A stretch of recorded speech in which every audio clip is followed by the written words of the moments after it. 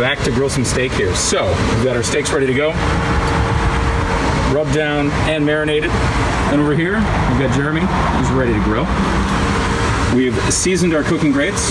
Since I've been talking, they've dried up a little bit here, but that's okay. We can always get some more oil onto it. But we're going to teach you a trick instead of spraying more oil onto our cooking grates. So, the easy trick that we're going to teach you, if you grab your steak and you take that ribbon of fat, and then you rub that ribbon of fat on your cooking grates, it does the same thing as spraying them down to get them seasoned and ready to grill. Sorry, I reset the smoker here, so I gotta change the temperature back. There we go. Okay, so what you'll want to do is take that ribbon of fat on the outside and then rub it against your cooking grates to transfer that and basically give it some more of that non-stick like coating on the grate. So I'll step out of the way here, Jeremy, and I'll let you grill.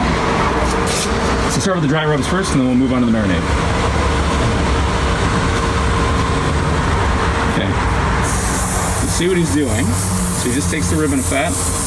He's doing it nice and slow and deliberate, just for teaching here. And he just rubs it on the cooking grate, puts down a nice fatty section on the grate, and then just places the steak down. And the next one here, same thing, rubbing it on the grate, and then down we go. So that's going to be more important on the rod stainless here because they tend to dry out really easily, and when they dry out, things want to stick to them. When you're grilling chicken, it's going to want to stick instantly because it just dries out on that surface so quickly. So with rod stainless, temperature control is key, but also keeping those grates seasoned. All right, on to the marinade. So we'll try to get as much off of it as possible because any of that that falls into the grill is liquid fuel ready to ignite. With marinade steaks, you'll often get that occasional puff of fire, that little bit of flare that happens, and that's okay. As long as it's not a rolling fire, it's not going to damage anything long term. Okay. And then right onto the grill here. Okay. So we've got 4 steaks on. We've got 2 steaks on the cast stainless over here, which cooks just like cast iron. And we've got 2 steaks over here on the rod stainless. We're going to close the lid, and we're going to wait a couple minutes. All right, we're at 2 minutes. We're going to go in for a flip. So, Jeremy, you can start flipping away, and I'll talk as you go. You notice that when we put his steaks down the first time, we've got them on an angle to the cooking grate. And as he flips them here, that first sear mark that was applied is now perpendicular, not parallel to our cooking grid. So keep that in mind because this goes along with a steak flipping technique that we use at Browson called 10 and 2 steak. Okay. So we got our first sear mark on there. You notice on the rod stainless, it's a nice golden brown here. A little bit darker where it was a little bit hotter. And then from the cast stainless cooking grate, it's that beautiful dark sear that you'd expect to see on something that's holding that much heat and has a nice sharp peak. So, we're gonna let it keep going, another 2 minutes. Let's do it, all right, we're another 2 minutes in. We're going for our next flip here.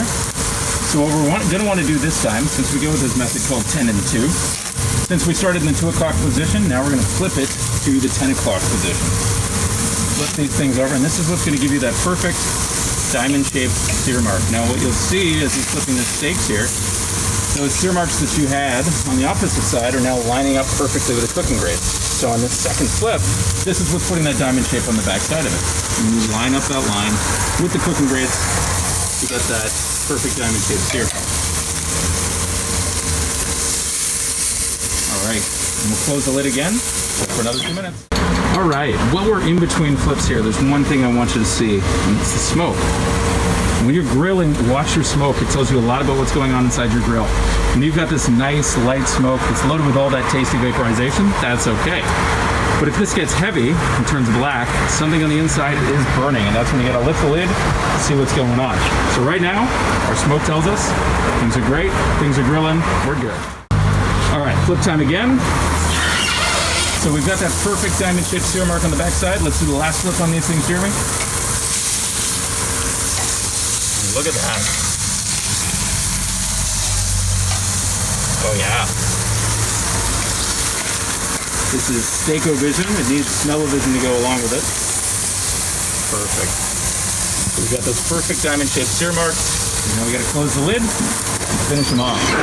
Now, over here, let's talk doneness. All right, so steak doneness is super important. You want to make sure that your steaks are cooked to that perfect doneness. And there's a lot of different things you've probably heard from people before. You've seen methods where people touch their fingers together and then feel how firm the pad of their hand is. You've probably gone by timing before. A lot of different adages out there that I've heard. The best way to tell doneness is to just check the temperature. Get a great instant read thermometer. We've got an awesome one in Broil King. And then check the internal temperature of your steak itself. It's going to tell you exactly where it's done too. If you're going to let your steaks rest, you have to give them time to carry over cook. So there's still lots of energy on that steak. It's still going to keep cooking the inside. If they're going to sit for a while, you actually want to let that steak come off earlier so that it can carry up to the doneness that you want.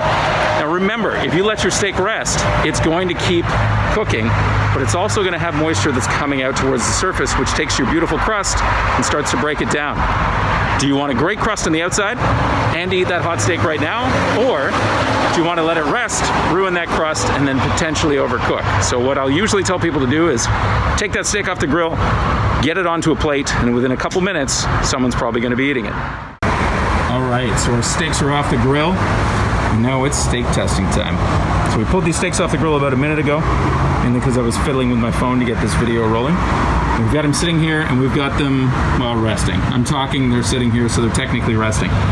Now we know that since we've temped them, that these steaks are cooked to that perfect medium rare on the inside.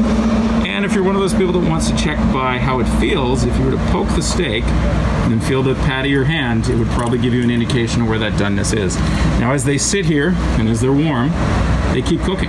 So that doneness could rise up to a medium from where it is. If they were still incredibly hot and we kept them in the sun and close to the grill, they could keep cooking past that even more. So we're gonna have the moment of truth here.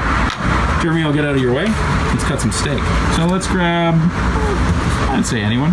Move the others out of the way and let's see what we can do.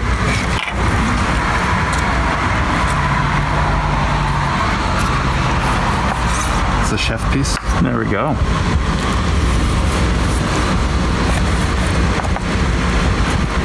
Perfect. This is one of the marinated ones, So this is one of the marinated steaks, and you'll notice, so when we're taking a look at the sear marks here, and actually cut some of these other ones up too so we can see how they look on the inside. Okay. So when we look at the sear marks, when you're looking at anything that's going to be done on cast iron or cast stainless, see how tight and see how defined the sear marks are from the cast stainless or cast iron. You got a really definite, very thin sear on there.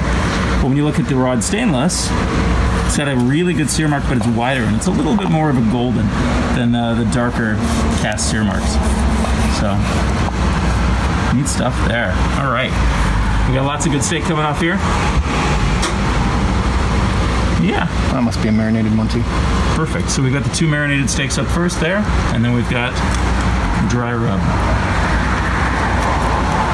Yeah, so this one here would be one of our dry rub steaks. That's one of our dry rub steaks. That's one of the marinated steaks, and that's the other marinated steak. Now we've got to find some willing participants to eat these. So that's grilling steak on two different types of materials. I'm Ben Street from Broil King here. This is Searing Saturday. We're grilling on the wonderful Waterloo Brewing patio. Thanks for watching.